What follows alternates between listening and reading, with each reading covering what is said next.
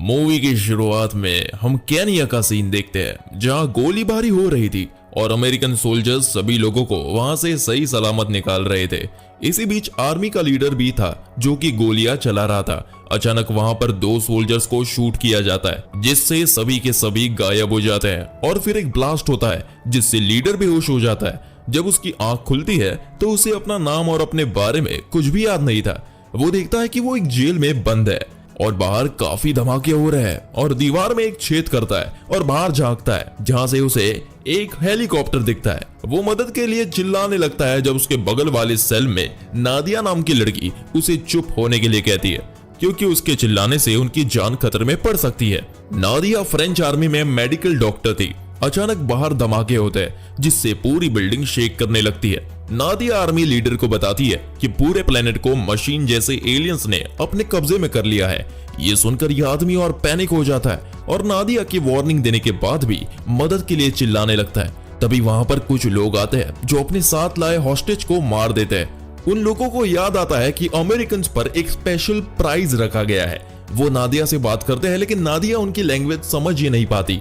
लेकिन ये आदमी उनसे बात करता है और उनसे नेगोशिएट करने की कोशिश करता है, लेकिन ये लोग उसे जेल से बाहर निकालते हैं और उसे मारने लगते हैं। लेकिन लीडर एक आदमी के साथ खिड़की से बाहर गिर जाता है। बचे हुए लोग नादिया का सेल ओपन करते हैं लेकिन नादिया चालाकी से एक गिलास लेकर एक को मार देती है और उसकी गन लेकर दूसरे को भी मार देती है। लेकिन तीसरा आदमी उसे मारने लगता है मगर आखिर में नादिया उसे भी खत्म कर देती है। बाहर आर्मी लीडर भी एक आदमी की गन लेकर उस आदमी को मार देता है लेकिन दूसरा आदमी एक टेजर लेकर उसे शॉक देने की कोशिश करता है मगर लीडर उसे पकड़ लेता है और उस आदमी को ही शॉक लग जाता है। लीडर समझाता है कि उसके पास कोई सुपर पावर है। तब तक सामने से उसे एक रोबोट आता हुआ दिखता है जिसकी वजह से इतना सब हो रहा है। वो उससे बचने के लिए एक टूटी हुई कार में छुप जाता है। ये रोबोट उसे देख लेता है फिर भी उसका पीछा नहीं करता। लीडर वापस पुलिस स्टेशन जाता है जहां वो फिर से नादिया से मिलता है। नादिया लीडर के बाजू पर बो लिखा हुआ देखती है और डिसाइड करती है कि वो उसे बो ही पुकारेगी। बो अपने हाथ पर पट्टी बांधता है और दोनों वहां से बाहर निकलते हैं। बो डिसाइड करता है कि वो वापस यूएस आर्मी बेस पर जाएगा लेकिन नादिया उसे कहती है कि वहां जाने का कोई फायदा नहीं क्योंकि सभी लोग मर चुके हैं और 8 दिन पहले ही स्पेस से सारी सैटेलाइट्स गिरा दी जा चुकी है, इसलिए किसी से कम्युनिकेट भी नहीं किया जा सकता। लेकिन बो कहता है कि वो फिर भी हार नहीं मानेगा और लड़ाई करेगा और वहां से चला जाता है। नादिया भी उसे ज्वाइन करने का डिसाइड करती है और दोनों कुछ खाने का सामान और पानी इकट्ठा करते हैं और एक कार में वहां से निकल पड़ते हैं। रास्ते में बो को कुछ मेमोरीज दिखाई देती है। नादिया उससे कहती है कि वो आर्मी में डॉक्टर थी इसलिए वो लड़ाई भी कर सकती है क्योंकि उसे इसके लिए भी ट्रेन किया गया था। अचानक उनकी कार पर गोलियां चलने लगती है इसलिए वो दोनों कार को एक तरफ लगा देते हैं। कुछ लोग इन्हें घेर लेते हैं। नादिया उनके लीडर से बात करते हुए उससे कहती है कि वो आर्मी में डॉक्टर है और बो एक आम नागरिक है। लेकिन उनके ग्रुप का लीडर बो के हाथ में एक निशान देख लेता है और घबरा कर कहता है कि तुम दोनों डिश से आ रहे हो। बो इस चीज का फायदा उठाता है और उसके हाथ से गन छीन कर लगभग सभी को मार देता है और एक आदमी से पूछता है कि उसके हाथ में जो टैटू है उसका क्या मतलब है। यह आदमी बो को बताता है कि बॉर्डर के पास एक रडार स्टेशन है जहां पर यही टैटू बना हुआ है। वो कहता है कि उन्होंने इन दोनों को इसलिए पकड़ा है क्योंकि उन्हें लगता है कि ये दोनों भी वहीं से आए हैं। ऐसा माना जाता है कि इन लोगों की वजह से ही ये सारे एलियंस अर्थ पर आकर सब कुछ खत्म कर रहे हैं। तभी दूसरा मेंबर बो को मारने की कोशिश करता है लेकिन बो इजीली खुद को डिफेंड करके उसे जमीन पर गिरा देता है। लेकिन दोबारा उसे कुछ मेमोरीज दिखने लगती है इसलिए वो उसे शूट नहीं करता। इसके बाद बो और नादिया वहां से उनकी कार लेकर चले जाते हैं। रास्ते में बो अपने हाथ पर लगे घाव को देखता है जो कि एक एरो की तरह दिख रहा था और ये एरो रडार स्टेशन की तरफ ही इशारा कर रहा था, इसलिए उसे लगता है कि वहां जाना ठीक रहेगा। अचानक वो एक जगह आकर रुक जाते हैं जहां पर काफी सारी इलेक्ट्रिक वायर्स की वजह से रास्ता बंद था और यहां से आगे जाना काफी रिस्की था। लेकिन अचानक उनके पीछे से एक रोबोट उन्हें मारने आता है, इसलिए उन्हें उन वायर से होकर गुजरना ही पड़ता है जिससे उनकी कार खराब हो जाती है और वो दोनों एक जगह जाकर छुप जाते हैं। लेकिन इस वजह से वो रोबोट एक आदमी और उसकी बेटी को चेस करता है। रोबोट इस आदमी को मार देता है और जो बेटी को मारने वाला था तो नादिया उसे डिस्ट्रैक्ट करने के लिए हवा में शूट करती है और वो रोबोट उस लड़की को छोड़कर उनकी तरफ बढ़ता है लेकिन किसी वजह से वापस मुड़ जाता है और उस लड़की को खत्म कर देता है। जब रात होती है तो नादिया और बो एक कैंप फायर लगाते हैं और नादिया बात करते हुए बताती है कि उसकी फैमिली को भी इन एलियंस ने मार दिया था। अगली सुबह दोनों पैदल अपने रास्ते पर चलते हैं, जहां एक जगह जाकर उन्हें किसी की बात करने की आवाज आती है। वो पास जाकर देखते हैं कि ये एक रेडियो रखा हुआ था।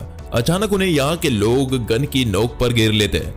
ये सभी लोग उन्हें बंदी बनाकर बड़ी बड़ी बिल्डिंग्स के पास ले जाकर एक कार में बांध देते हैं। तभी वहां दो आदमी बाइक्स में आते हैं और उनके पीछे पीछे ही एक रोबोट आता है। बो को पता चलता है कि असल में ये लोग उन्हें रोबोट के लिए निशाना बनवाकर उन्हें मारने की कोशिश कर रहे हैं। ये सभी लोग रोबोट्स को गन और तोप से मारने की कोशिश करते हैं, लेकिन उल्टा इनके ही खिलाफ लोग मारे जाते हैं। और जब आखिर में कुछ नहीं होता तो ये लोग रोबोट को चेन से बांधकर उसे बिजली के झटके देते हैं। वो किसी तरह अपना हाथ चेन से निकालता है और नादिया के साथ एक जगह जाकर छुप जाता है। जब दो और रोबोट्स आते हैं, लेकिन वो दोनों बाइक वालों के पीछे पीछे भाग जाते हैं और इसी मौके का फायदा देखकर बो और नादिया भी वहां से निकल पड़ते हैं। आगे चलते हुए वो एक ब्रिज से होकर गुजरते हैं। जब बो के फेस पर एक लाइट चमकती है, वो देखता है कि ये स्टैंडर नाम का एक फोटोग्राफर था जो कि घायल पड़ा हुआ था।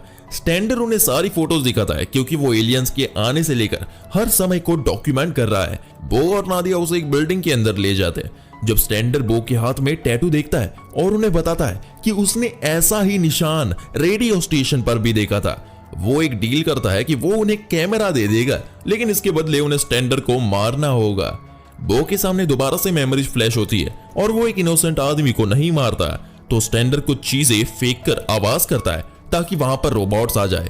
इसलिए नादिया को मजबूरन उसे मारना ही पड़ता है। इसके बाद वो दोनों कैमरा लेकर उसकी फोटो से रास्ते का अंदाजा लगाकर अपने रास्ते पर निकल पड़ते हैं। बो को दोबारा से कुछ मेमोरीज दिखती है, जिसका मतलब वो समझ नहीं पाता। इसके बाद वो लोग एक कार चोरी करते हैं और रेडियो स्टेशन की तरफ चलने लगते हैं, लेकिन जब उनका रेडियो अजीब बिहेव करने लगता है तो वो एक जगह जाकर रुक जाते हैं। वहां पर उन्हें एक मरा हुआ रोबोट दिखता है। वो बात करते हैं कि एटलीस्ट रोबोट्स को हराया जा सकता है, लेकिन बो अब भी इस बात को सोचता है कि इनकी वीकनेस क्या है। उन्हें ढेर सारा शोर सुनाई देता है जब वो देखते हैं कि ढेर सारे रोबोट्स उनका पीछा कर रहे हैं। वो दोनों कार में आगे निकलते हैं, लेकिन उन्हें जब लगता है कि उनसे बचना मुश्किल है तो वो एक टूटे हुए घर के बेसमेंट में छुप जाते हैं। लेकिन इसके बाद भी वो सेफ नहीं रहते। दोनों एक दूसरे को किस करने ही वाले होते हैं कि पूरी छत के साथ ही रोबोट दोनों को अपनी तरफ खींचता है, लेकिन बो को छोड़कर वो नादिया को अपने साथ ले जाता है। बो बेहोश हो जाता है, लेकिन जब उसकी आंख खुलती है तो वो देखता है कि उसके पैर में चोट लग रही थी। वो इसके बाद भी किसी चीज का सहारा लेकर रेडियो स्टेशन की तरफ बढ़ता है, लेकिन वहां पहुंचकर वो देखता है कि सब कुछ खत्म हो रखा था। उसे दीवार पर कुछ फ्रेश निशान बने हुए दिखते हैं जो कि ह्यूमंस ने बनाए हैं। वो उन लोगों की तलाश करने के लिए शहरों में जाता है।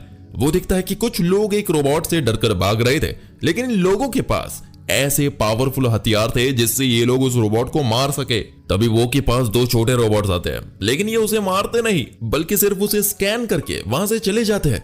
इससे बो को अपनी मेमोरीज वापस दिखती है, जिसमें वो देखता है कि किस तरह वो रोबोट से लड़ रहा था और उसी बीच उसके एक दोस्त को काफी चोट लगी थी और बो को उसे शूट करना पड़ता है। मेमोरीज के प्रेशर से बो बेहोश हो जाता है और जब उसकी आंख खुलती है तो वो देखता है कि यहाँ के लोकल लोग उसके अपने साथ एक बेसमेंट में ले आए थे। उसके पास कारा और जूमा आते हैं जिन्होंने उसकी जान बचाई। वो उसे बताते हैं कि नादिया वापस नहीं आएगी क्योंकि स्पेसशिप ने कभी किसी ह्यूमन को वापस नहीं भेजा। कारा कहती है कि यह अजीब है कि वो नादिया को अपने साथ ले गए हैं, लेकिन बो को उन्होंने छोड़ दिया।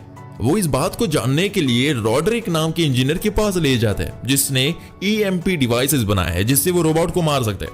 वो अभी एक और बड़े डिवाइस पर काम कर रहा है जिससे वो स्पेसशिप को ही खत्म कर सकते हैं, ताकि शायद इससे उनका पूरा सिस्टम ही खत्म हो जाए। लेकिन अभी तक उन्होंने ये शिप देखी नहीं है क्योंकि शिप तभी आती है जब ढेर सारे रोबोट्स होते हैं। तभी एक आदमी उन्हें आकर बताता है कि ढेर सारे रोबोट्स उनकी तरफ आ रहे हैं। रॉड्रिक कंफ्यूज हो जाता है कि कैसे रोबोट्स को उनके लोकेशन का पता लगा। रॉड्रिक के वर्ड्स और स्केचेस देखकर बो को अपनी काफी इंपॉर्टेंट मेमोरी दिखती है, जिसमें वो देखता है कि जब वो लड़ाई कर रहा था तो वो एक रोबोट ने उसे उठाकर उसके मुंह के जरिए उसके अंदर एक ट्रैकर फिट कर दिया था, जिससे बो की हेल्प से वो और ज्यादा ह्यूमंस को ट्रैक कर सके।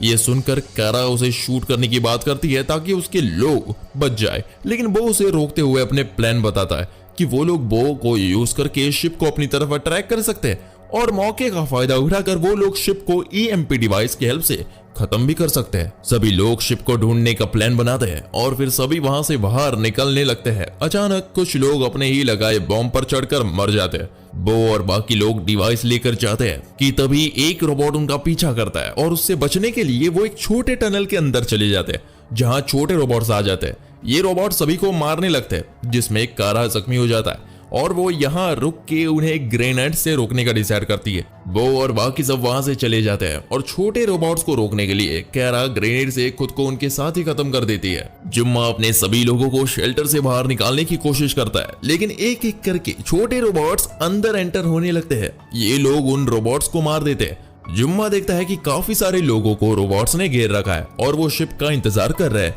वो लोग मशीन लेकर नीचे जाते हैं और वो एक रोबोट पर ग्रेनेड फेंकता है जिससे रोबोट मर जाता है, लेकिन अफरा तफरी मच जाती है। बाकी रोबोट्स भी उन पर शूट करने लगते हैं जिससे मशीन की बैटरी भी खराब हो जाती है, जिससे वो उसे अब यूज नहीं कर सकता।